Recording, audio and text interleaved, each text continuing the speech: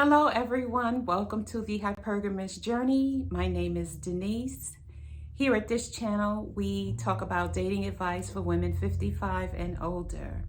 I give movie reviews, book reviews, share my opinions, my thoughts, my real life experiences with dating hypergamously. So I had a date arranged by the matchmaking service called It's Just Lunch. And it was a wonderful date. We had chemistry, we were communicating and slowly getting comfortable with each other, but not overly so. I didn't overshare, I didn't over talk. I listened more than I spoke. And he was quite happy to oblige me in revealing information about himself. He is 6 feet tall. He is 62, I believe, 62, and very handsome. And I like what I saw.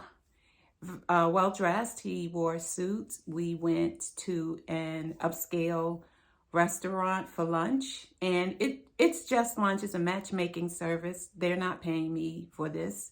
I registered with them last May of 2021, so I'm coming up on a year. I have had 4 matches and I have gone on 3 dates. And thus far, I have not had any second dates with any of my matches.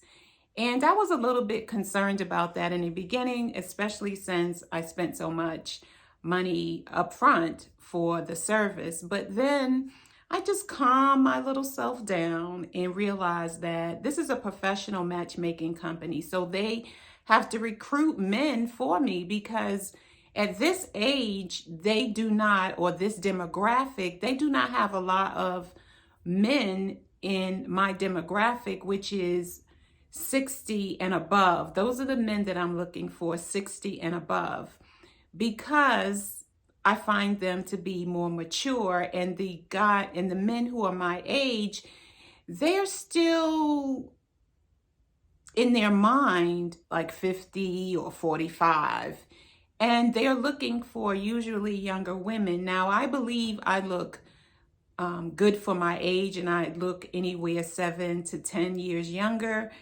And some people have thought I was like 45, 50, but I'm not. So I want to be realistic about my expectations regarding dating. So I'm looking for a man between 65 and 70.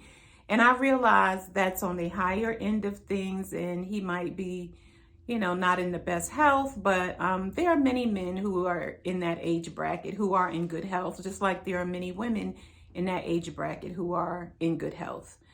So he was out of the age bracket, but I want to remain open and flexible regarding age and religion, as long as he believes in something and is a spiritual human being and not necessarily a religious one, because to me, they're 2 different things.